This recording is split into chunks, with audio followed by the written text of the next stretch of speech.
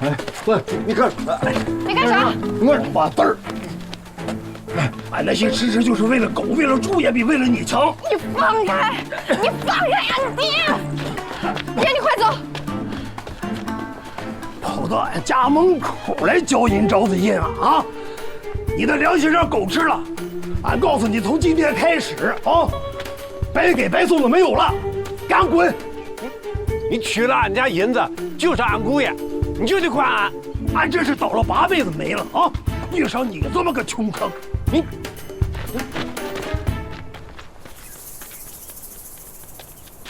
银子，走，咱回屋，别让风吹了咱肚里的儿。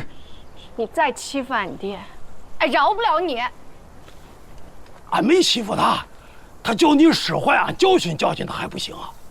走走走，进屋，筐子给你熬了小米粥啊！俺不喝。走了走了走了，走了回去了啊！不喝。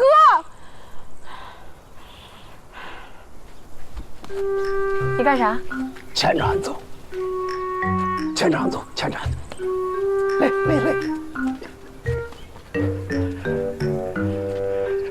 咱们这次回来呀，就是要让财主们开。文典哥，素素姐来了，少爷。你们怎么来了？哎，小贾、新明，你们先去忙。哎，再周密一下计划。好。你俩咋来了？嫂子让俺来照顾你，正好俺来帮你干大事。小青，你先回去吧，跟嫂子说把俺送到了。大奶奶说让俺看着安顿好了，再让俺回去。啊，好，那你回去跟大奶奶说，俺会安排好的。啊，该按吧。哦，行，那俺先回去了。嗯。哎，跟俺走吧。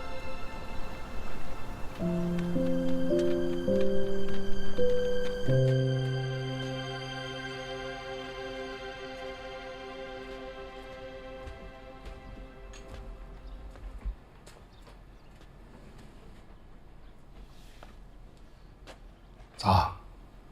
粥都凉了，咋还不喝？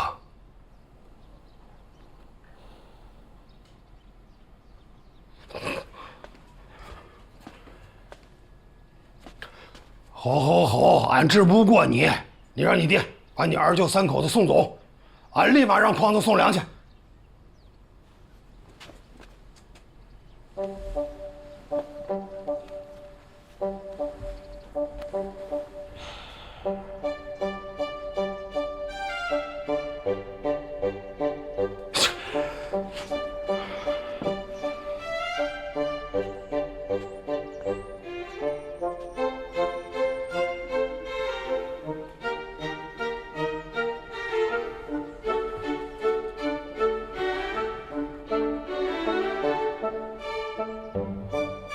俺真是让你拿着七寸了哈，金口玉牙一个字儿不说，啥事儿都办成了。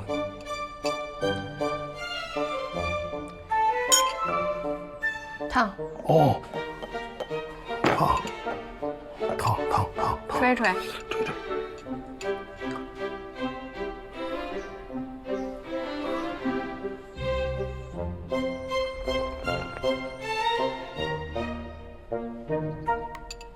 多送点啊！几斗粮食，半年地瓜干子。苏苏啊，俺们现在呀是一边忙着赈济灾民的工作，一边为着学校开学做准备，所以这条件呀有限，只能委屈你2天了。俺不委屈，俺能有个睡觉的地方就行。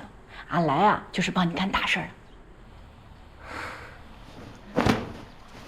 啊，对了，文典哥，俺忘跟你说了，嫂子跟俺说咱家没粮了，咱没法给灾民开仓放粮了。没粮了啊？俺嫂子说的。啊。俺跟嫂子说，就是想让嫂子带头给灾民放粮。俺是不是说错话了？没关系，你呀就是想帮俺，俺知道。但是孙素，以后不管是什么事儿，咱都先打个商量，然后再行动，好吗？行，你先歇着吧，俺出去一趟。你干啥去啊？俺回家看看。俺陪你去。不用了，俺自己去就行。你先歇着。俺是不是又做错事儿了？最后一间了，你自个儿看吧。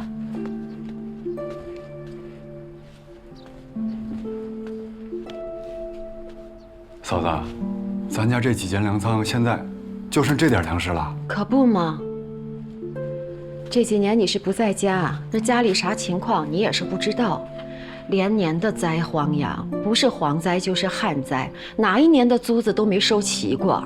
俺也是个心善的，谁上俺这儿来借，俺也都给，也是想着这粮食总是还能有。可谁成想今年还是个大旱呢？你说让俺放粮，俺知道，那报上也都写了，好多个财主大户都开仓放粮，这是好事儿，也是积德。可咱家就这些余粮啊，俺也得盘算着这些粮食得够家里头这几口人撑到今年麦收吧。那今年收成啥样还不知道呢。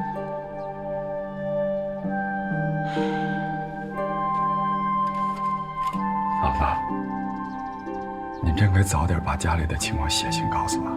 俺有薪水，俺可以把薪水寄回来贴补家用的。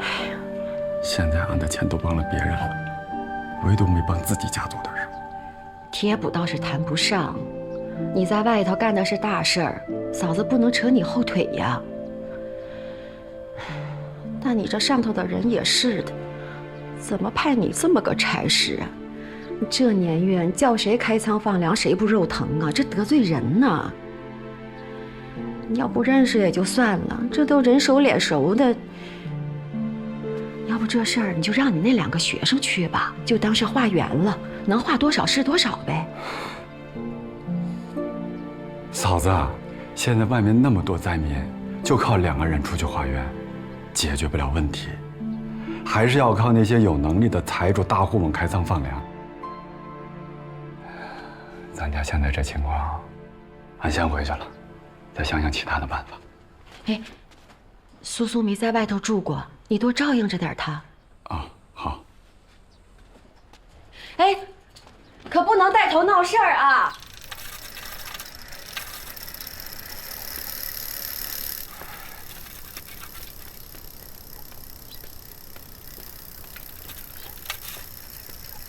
小青，哎，手不要了。啊！俺跟你说，这轮子转的时候，你把手伸进去就成血葫芦了。啊！行，你去忙了。哎，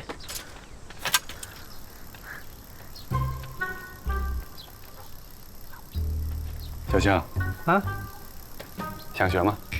想啊！俺教你。真的啊，少爷？真的呀，但你不能白学啊。啊，你得拿东西跟俺换。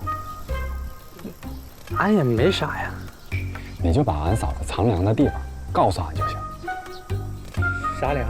俺知不到啊。知不道啊？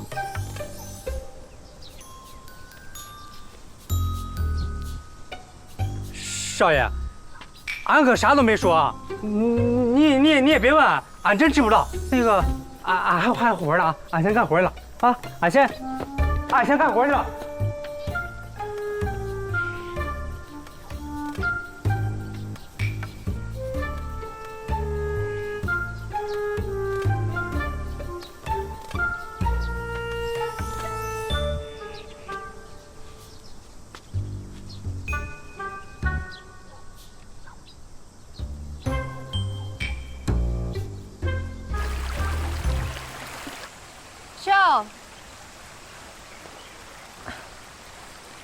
银子，哎，秀，慢着点，咋了？俺来找你，就是想问问你，知不知道那宁学祥的粮仓里有多少粮？你劝劝他开仓放粮救济灾民，这事儿可行不？俺劝，不怕你笑话秀。这么多年了，你爹就没让俺动过粮仓的钥匙，他是睡着了都拴在身上。也是因为俺家要靠着你爹接济，所以他就一直有防着俺的心。你又知道，俺是个较劲的，他不让俺动的东西，俺连正眼瞧都不瞧一下。但是这天天看他从粮仓进进出出的，俺也能知道个大概。哪样2个粮仓的粮食应该都是满吨的，但是你让俺劝这事儿吧，俺觉得俺不行。就看他自己愿意放多少和愿不愿意放了吧。那要是俺能说服俺哥呢？俺让俺哥劝他，你觉得行不？俺觉得更不行。你爹心里就仨宝贝，一是地，二是粮，最近又新添了俺肚子这块肉，这3件事是他的头等大事。别说是你哥了，就是天王老子来了让他舍，都难。要是俺能帮上你就好了。俺哥他不在，银子说粮仓里的粮应该是满的。大脚这边已经打听清楚了团练那边武器的情况。可金哥去县城了，说是3天回来，现在已经7天了，啥时候回来还不知道。这废武说，宁学祥也怕灾民闹事，所以呢，每3天就给团练的人一顿饭，让他们巡逻练枪。怕的就是灾民抢粮，让俺爹主动放粮，应该是不太可能了。俺还是得等俺哥回来。怎么样？俺就按照你说的跟小青说，一下就炸出来了。俺嫂子把粮运到镇里的药铺里了，分2次运的。叶头，你那边情况怎么样？俺爹兄弟都安排好了，随时协助俺们分粮，放心吧。要是俺嫂子是咱们村第1个开仓放粮的人，那俺爹一定也收着信儿了。事不宜迟，咱们赶紧组织第1次开仓放粮。慢点来，都有啊！起来吧，起来！停！都有。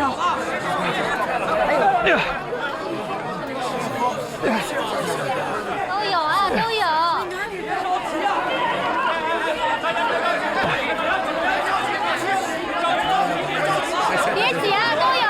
大家先不要挤，大家不要挤，俺们的粮食非常充足，来的人每一个人都能拿到粮食。先排好队。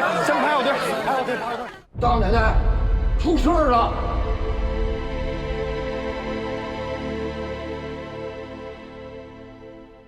姐还没问你呢，你是咋发现的费家嫂子藏粮的地点的？文典哥发现家门口的地上有碎米粒子，他就猜到是嫂子把粮食藏起来了。然后俺就跟小青说，灾民把粮食抢了。小青说不能啊，那灾民咋知道嫂子把粮食藏在俺家城里的仓库呢？俺一听就明白了，俺就回来报信了。你个小机灵鬼子！来，大家排好队啊！刘武，做好记号，这边放粮，那边舍粥，大家伙可以到那边去喝啊。来，别着急，都会有的。放心啊，俺们的粮食准备的非常充足，每一个来的都能领到粮食。停车！大奶奶，咱不过去啊？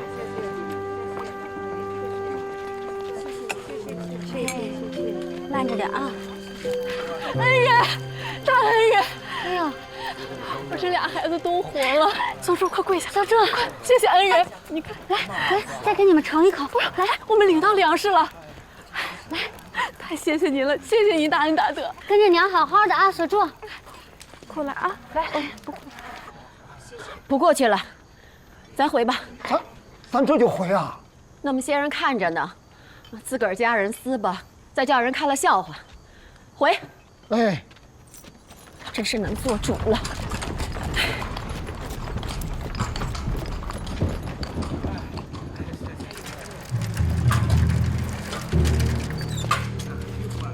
那边有煮好的粥。来这边，大爷。哎，哥，怎么样？反正挺多的，多少人？几百号人吧。这么多人啊！白起，白起啊！来，文弟，好嘞，来来来，哎，排好队，排好队。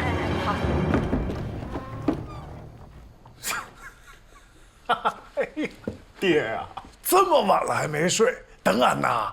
就让你给你编书寿诞送个礼，你耽误那么久。这灾民一溜子一溜子的，俺都怕把俺粮食抢了，俺敢睡？你怕啥嘛？俺这不回来了吗？给你带的好酒好肉，爹，上我那喝一口。俺不想动了，在这儿喝吧。这不是银子在后院歇下了，没人。那来吧，爹。哈哈，俺这可有好事跟你说呀。你得好好在这给我盯着，看看领头放粮的到底是谁。我回去跟上峰汇报，带人来抓。这要是真能审出个共党来，你们俩以后跟我在部工队里，可就横着走了，明白？大哥，您放心，俺们肯定给您看住了，都给我盯好了。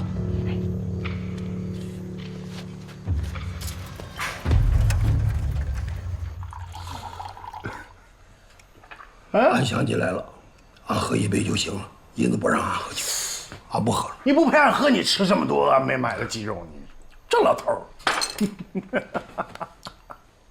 这回你二去县城里给这边叔送寿礼，可是送对了啊！他一看那礼呀，开心的不得了，把他得意门生赵世正都给你儿子介绍了，那人可了不得。这兄长县里头警察局的局长，爱喝酒，儿子陪他喝了3天，醉了3天，我俩歃血为盟了，相见恨晚，他是兄，我是弟了，爹。哎呀，他特喜欢。他说：“弟呀，县城里头正好现在有一个肥差空缺着呢，团练局的局长，一直他兼着呢，没合适的人呢。这一看见我说弟，这位置简直他就是给你设的呀！啊，爹，你说是不是好事啊，爹？哎呀，爹，我太高兴了。而且俺这兄长说了，用不了花多少钱，到时候咱把钱给他，他帮咱梳头，啊，2个月之内就能让俺坐上这个宝座。您呢，再给边叔写封信，上下这么一配合，这事儿就成了，爹。事是好事，再拍你爹就不好了。你赶紧坐下啊，爹，先听俺说。哎，现在都嚷嚷着让财主东家放粮呢。你可得给爹把粮仓看住喽，要给爹防着啊！别让这些个逃难的难民啊抢俺的粮食。二呢，你还得给爹防着，别让那些个闹事的带着这些穷棒子们逼着俺放粮。姐，哎，俺看这些灾民都吃饱了，好像俺也过了这个关口。俺现在熬粥是又省火，又能把粥熬得稀烂。嫂子，哎，大脚呢？没见到，俺学了几条街也没见个人影，这奇了怪了，一眨眼功夫去哪儿了？大脚还没回来。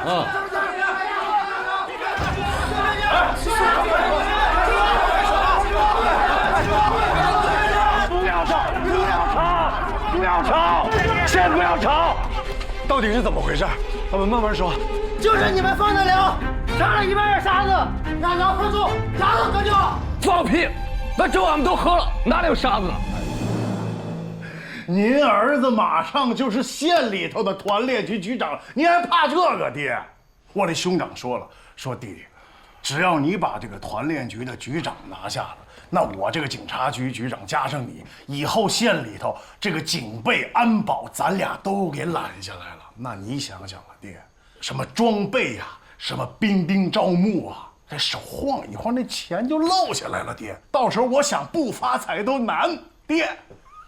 所以啊，我想劝劝你，你不要再紧张你那个粮盾了。就这些灾民，你那粮盾卸个脚就够他们吃3天的。你就是开一个粥棚，所有灾民嘴全给他喂上，也损失不了您多少粮食。儿子将来把钱挣到了，您缺的那点粮，我全都给你补回来，爹。所以这叫啥？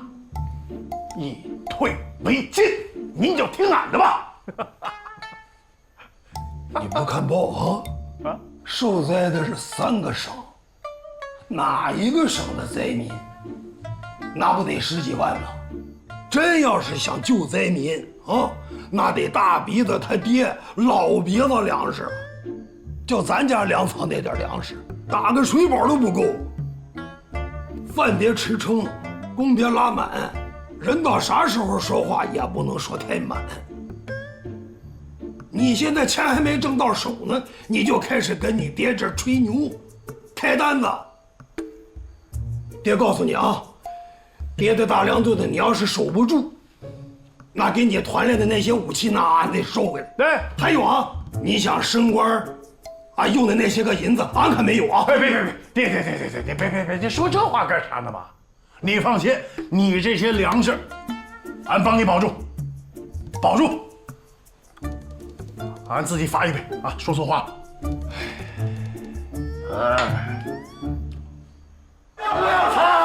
不要吵，咱们慢慢说，别跟他们废话，抢粮！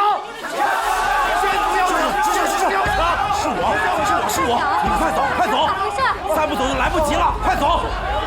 把粮食拿走，小贾，把粮食拿走。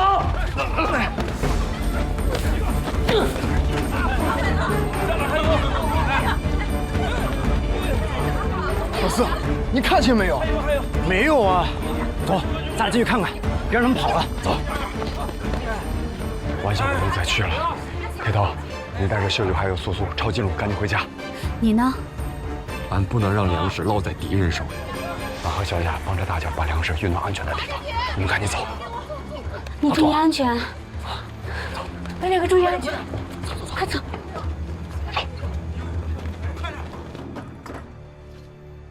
俺想想可真后怕。你说那几个人身上带着枪呢，你咋也不回来招呼一声？哪来得及啊！人报完信儿，咱都走不了了。俺心里有谱，那灾民一听俺说，都来帮俺。你没听费文典说吗？连他都服我。俺可跟你说啊，以后在逞能之前，先想想你的儿、你的娘，还有想想俺。俺想完一圈，啥也干不成。好啊，俺下回一定不冲动，不让你担心啊。俺还想着明天去找俺哥的事儿呢。啊，俺上回跟哥参加过暴动，俺觉得这回跟上回是一样的。俺去找哥去，你就别发愁了。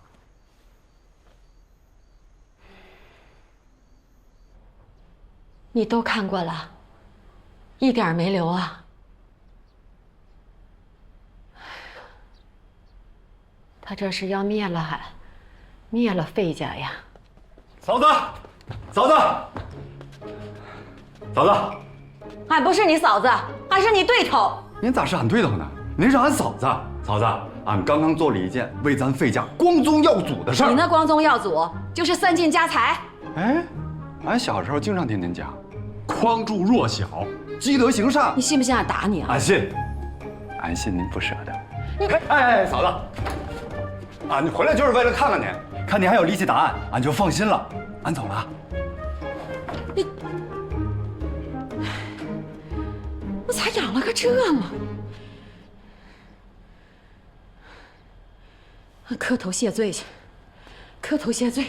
这费文典回来不是教书了吗？咋还管上放粮了呢？放的还是费左氏的粮。费左氏也放粮了。宁大哥，哎呀，正好，可心也在。你坐。你看看，昨天收到的信，要让俺主动的开仓放粮，限时是3天之内，俺要是不放，就要被强行放粮了。哎，宁大哥，那你家可是余粮最多的，那你收到这信没？你哪只眼睛看见俺家余粮最多了？啊，还说俺吃了麦了呢。俺不是这个意思，你看俺找你来也想让你拿个主意嘛。您放粮吗？您要放，俺就放；您要不放，俺也不放。那到时候，可劲，你可得给俺们看家护院，可不能让他们把俺给抢了，对吧？哎呀，听说了吗？那灾民们现在都疯了，那财主家们的粮仓抢的是颗粒不剩啊！哎，有的那些不等它做熟，那就生着吃呀，连黄豆都给嚼了，嚼完之后到胃里再喝点水，这一胀死好几个人呢！哎呀，太吓人了！哎呀，可劲啊，你可得护着树啊！你看看俺家门口，你是不是给派2个人看着啊？叔啊，俺团练弟兄的口粮都是您供的，这时候俺一定帮你啊！哎呦，那就谢谢贤侄了。哎，俺们家的余粮实际上不多，和你们家这没法比啊。回家等着吧。哎，这个松宝，你听听，本来求你给他看家护院，临走还怼俺一句。加油吃的吧。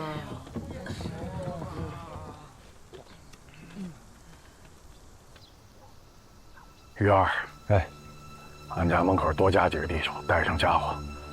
俺家丢1颗粮食，我唯你是问。大哥，无需多言。走，回来。骑楼上也安排几个弟兄，准备好石头，灾民往上抢，给砸石头。他们现在饿的已经风都能吹跑，不要浪费子弹。大哥，那李俊义、老熊家这些村里面的财主呢？和这人护着吗？安排2个弟兄意思意思得了。当前最主要的是护好俺家。是。散了。你们几个跟俺走。啊。大哥，我你的。哈，妹夫来了。哥，来，过来坐。哥，俺都找你好几天了。哼，给，喝点茶。找俺有事啊？哥，俺是来让你做英雄来了。做啥英雄？俺做不了英雄。哥，听俺一句，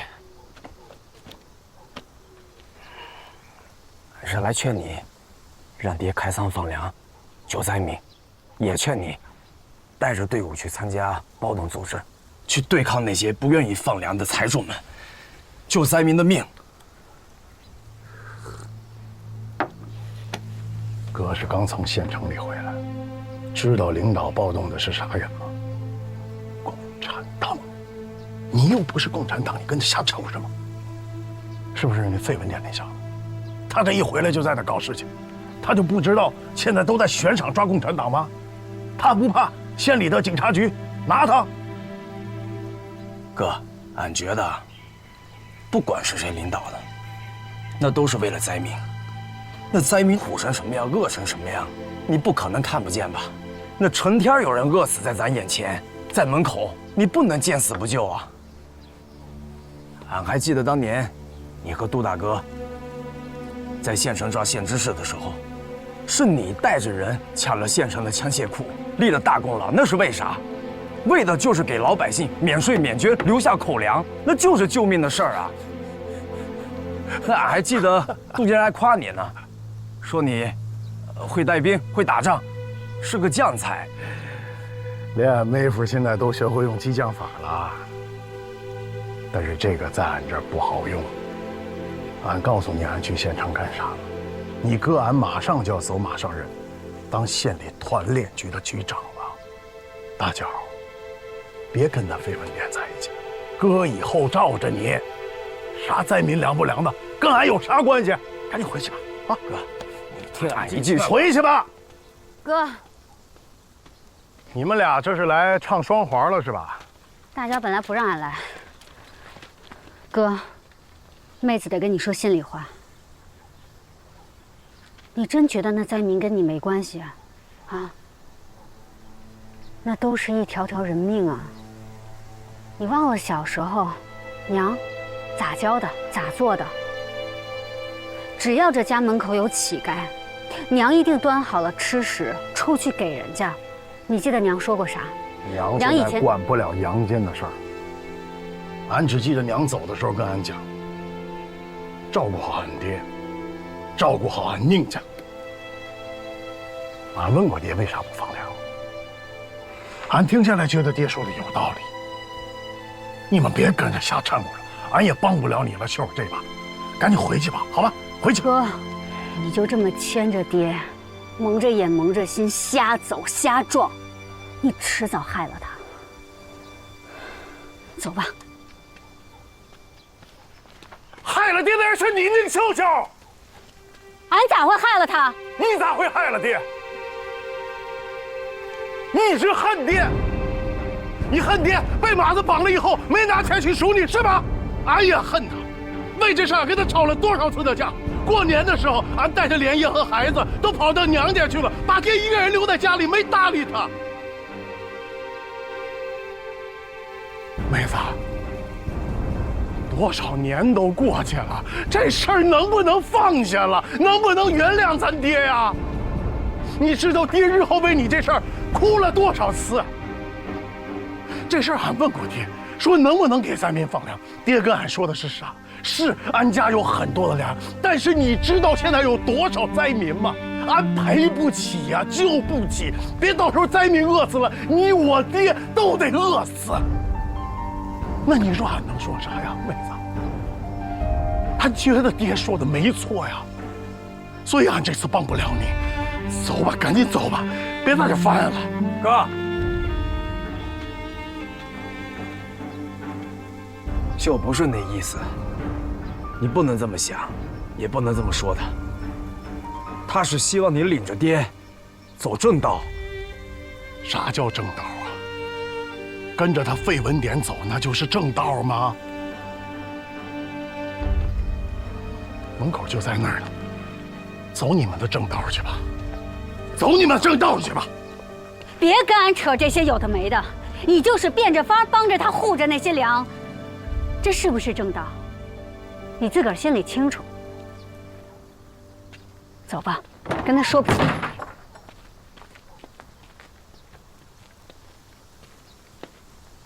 俺刚刚收到上级的指示，国民党准备用武力来打压咱们的放粮行动，所以上级希望咱们能在最短的时间内解决宁学乡家开仓放粮的问题。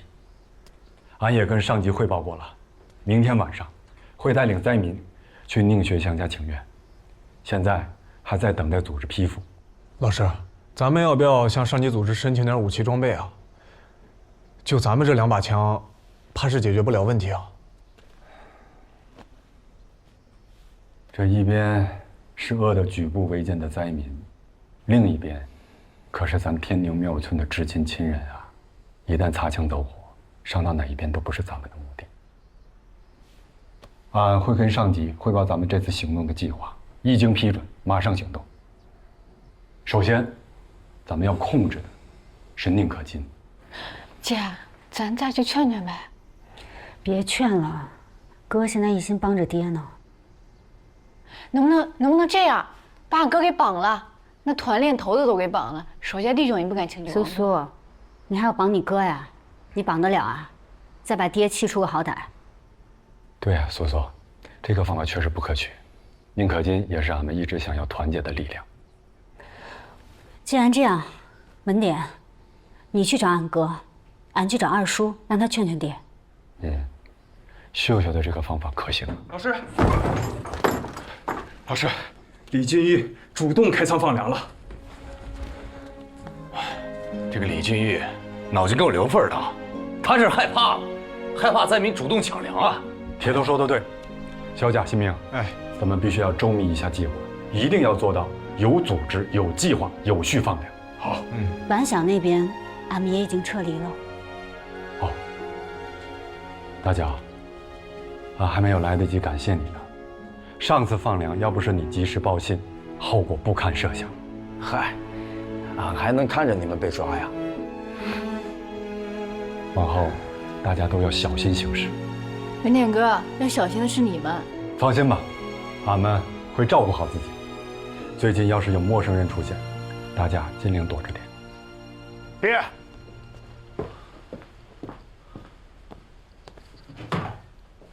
听说了吗？听说了，那个怂蛋李俊义开仓放粮了，他是怕这些灾民把他粮食抢光了，做个顺水人情。俺就不明白啊，可劲儿，他这么做，他就能知道，他能保住多少粮食？知道个屁！他就是怂。但他肯定琢磨着这么做呀，多少他那粮能留下来点儿。所以俺想啊，爹，要不你也装装样子。装？装啥？啊，还用装吗？俺有你，你有锻炼，俺装啥？爹，你是不知道啊，现在这些灾民抢粮都抢疯了，俺怕万一有啥闪失，不是？爹给你们买粮食想白买了？您是真不知道还是假不知道啊？现在裹着灾民里头帮着要粮的有俺俩妹子和大巧，你让俺拿枪顶着俺妹子头啊？憨儿啊，你真是俺的憨儿啊！你咋就不懂呢？啊？俺这么护着粮食为了啥？不就是为了你，为了你俩妹子？你们是真不知道这大灾年呐！别回头，到时候俺宁学祥的儿女、孩伢子们肚子饿的没吃的，跑出去讨饭吃。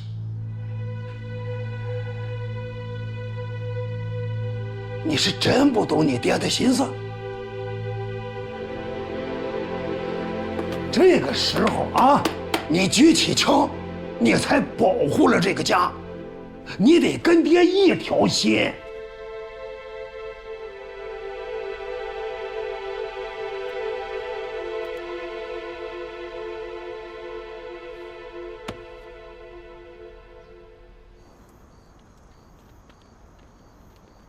不是让二叔去劝了吗？咋还要去？你的心里不踏实，咱去等着二叔，等二叔聊完了，咱把他送回去。嗯。文典，你咋在这儿？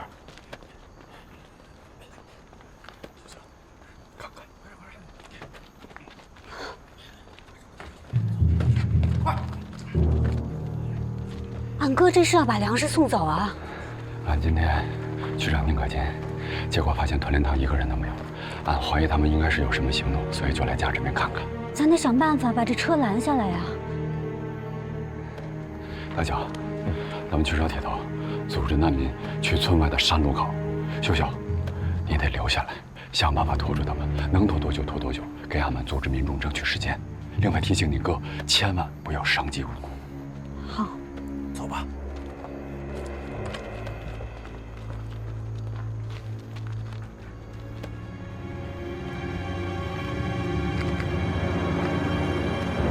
二弟啊，他们折腾啊，你就不要跟着折腾。啥福报啊？啥积德呀？把粮食留下，能喂到孩伢嘴里头就是福报，啊！你啥都好，就是耳根子软。是不是秀秀让你来的？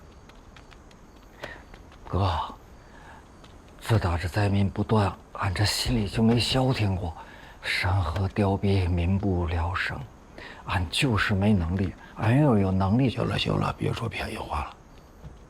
俺看可劲儿也装的差不多了，快，你回去陪哥喝两盅，跟哥拉拉管儿。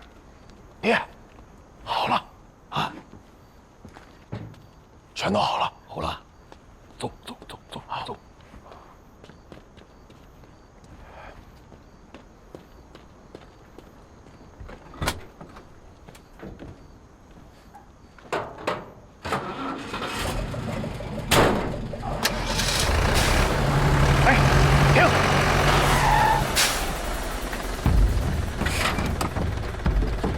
秀秀，不要命了！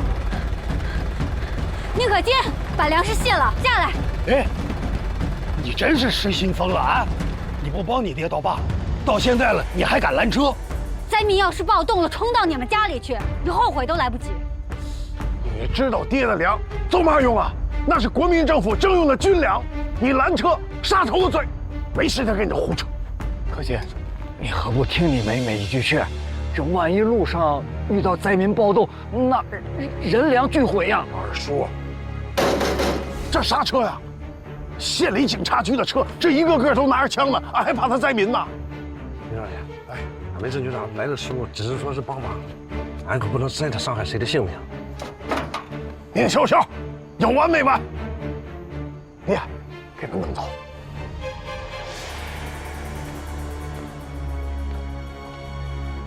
秀秀，你能不能不这样折腾你爹啊？这灾民一个个死在你眼皮子底下，你都能忍心不管？俺这是在帮你，你懂吗？你要是不让爹把粮食运走啊，那就得等着灾民来抢。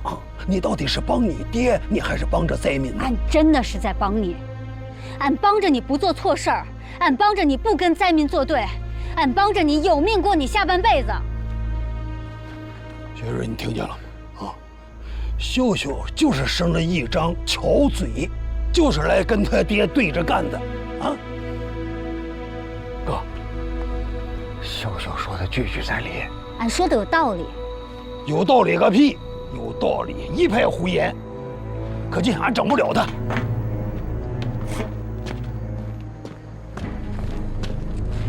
咋的？你还要跟俺动手啊？你放开！你可劲！快抱住他！放开！你可劲！放开！快！哎呀！放开你！哎呀！哎呀！可劲！可劲！可劲！俺说拦着他！大小姐，别在那哐子！可劲！让他跑，让他跑！聂可劲，把车停下！聂可劲，聂可劲！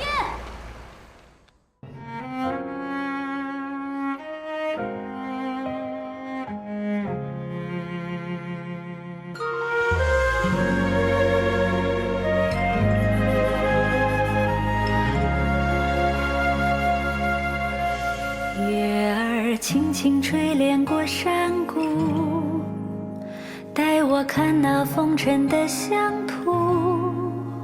岁月一朝一夕的沉浮，使我心安处。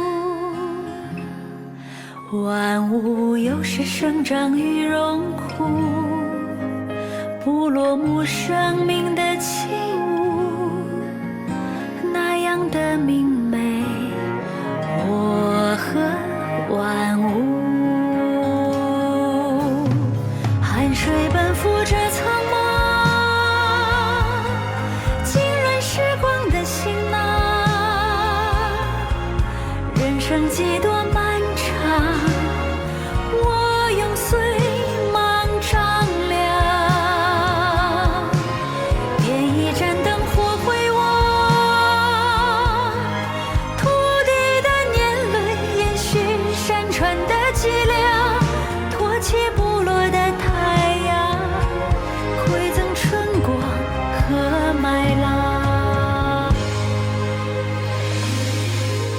汗水奔赴这苍茫，浸润时光的行囊。人生几多漫长，